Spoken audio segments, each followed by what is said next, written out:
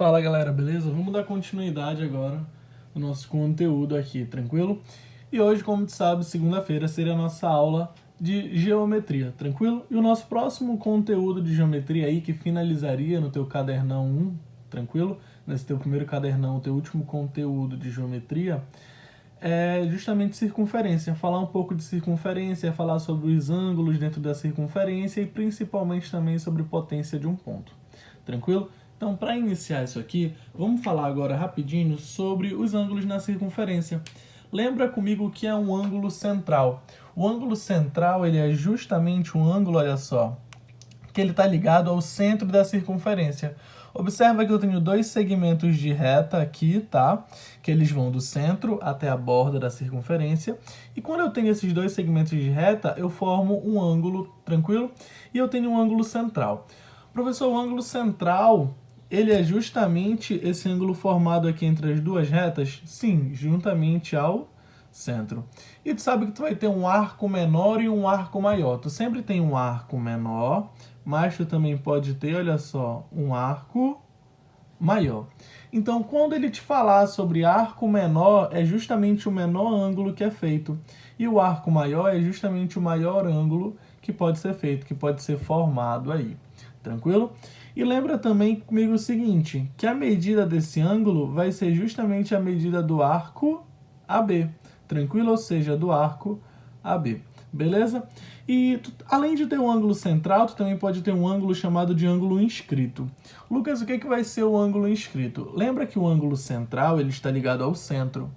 Já o ângulo inscrito, ele não necessariamente vai ser ligado ao centro. Ele pode ser simplesmente ligado a somente uma superfície aqui, olha só, a borda dessa tua circunferência. Ou seja, tenho duas retas aqui, tranquilo? E aí eu tenho justamente um ângulo, elas formam um ângulo aqui com essa determinada borda da circunferência aqui. Ou seja, isso aqui é um ângulo inscrito. Então, o central, ele é um ângulo que está ligado ao centro. O ângulo inscrito, ele é um que está ligado a qualquer lugar, qualquer parte aqui dentro da tua circunferência, beleza? Lembra comigo, então, qual é o ângulo de um segmento. Observa que tu pode ter figuras dentro aqui da tua circunferência, ou seja, dentro dos teus segmentos. E quando tu tiver esse tipo de figura, é o que eu vou chamar de ângulo de segmento. Ou seja, nesse caso aqui, o alfa, ele seria justamente aqui, olha só, mesma coisa como se fosse um ângulo central. O alfa ele é justamente um ângulo central porque ele tem dois segmentos, um segmento que chega a A e um segmento que chega a B, assim como tu tem nesse primeiro exemplo. Só que tu também observa que o teu ângulo beta, ele é justamente um ângulo aqui que passa aqui por fora, ele é tangente, essa reta aqui, olha só, ela é tangente. Lembra comigo que reta tangente é aquela que passa pela circunferência tocando apenas em um ponto. Por exemplo, olha aqui no final. Tu tem essas duas retas tangentes, elas só encostam na tua circunferência, elas não entram na tua circunferência.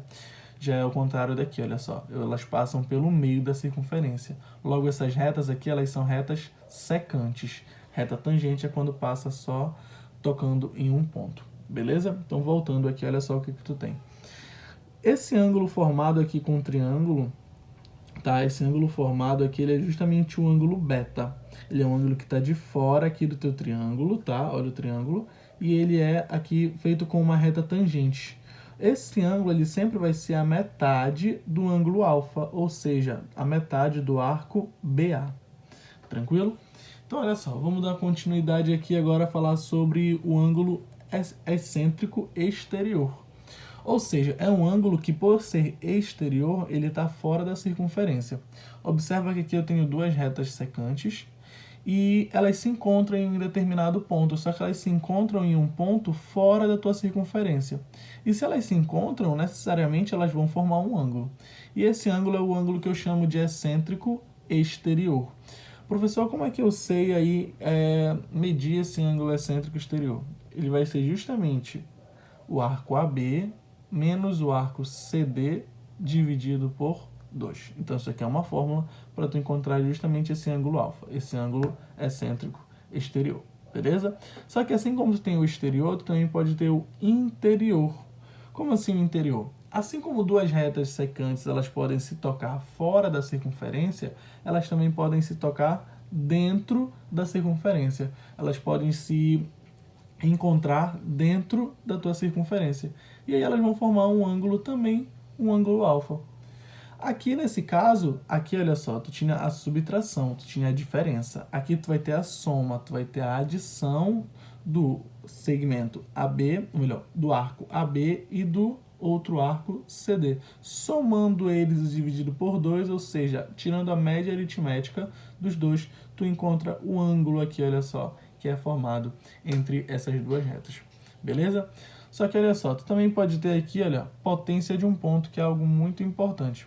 A potência de um ponto, ela vai te dar algumas formulazinhas aqui para tu conseguir calcular agora não os ângulos, tá? Calcular agora os teus segmentos.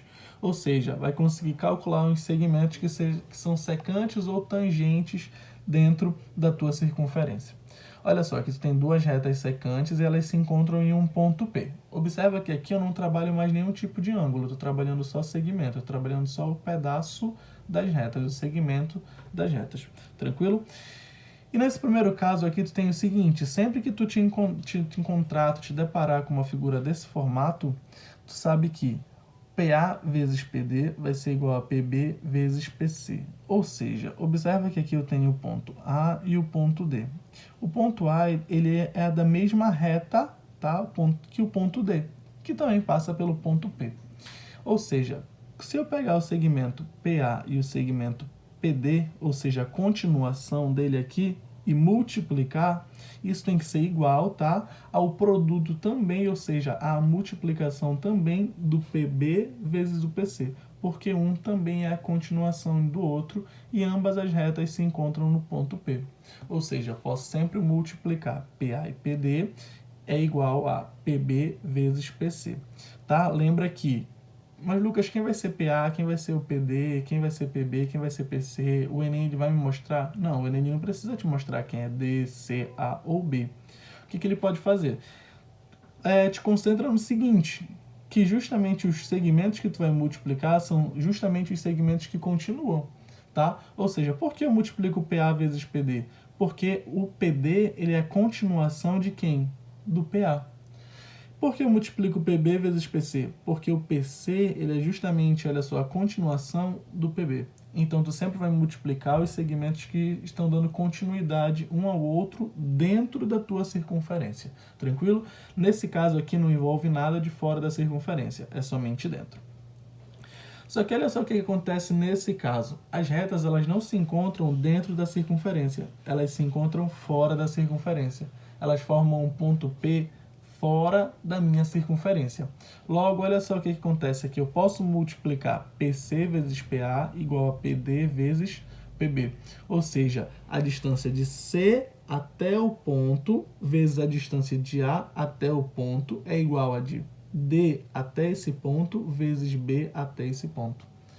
Mas, Lucas, como é que eu sei quem é C, quem é A, quem é D, quem é B? Olha só o que acontece aqui. Observa que esse segmento aqui, olha, o segmento AP, ele pertence ao segmento CP. Então, olha só, eles são basicamente aqueles que pertencem à mesma reta. Ou seja, tu sempre vai multiplicar os pedaços que pertencem à mesma reta. Só que aqui tu multiplica de CAP, tu pega o segmento aqui de CAP e vai multiplicar de AP. Depois tu vai pegar DAB e multiplicar, ou melhor, DAP e depois multiplicar de BAP. Beleza? Então, quando tu fez essa multiplicação, isso aqui sempre vai dar uma igualdade. Então, é uma forma aí de ser cobrada uma questão desse modelo. Beleza?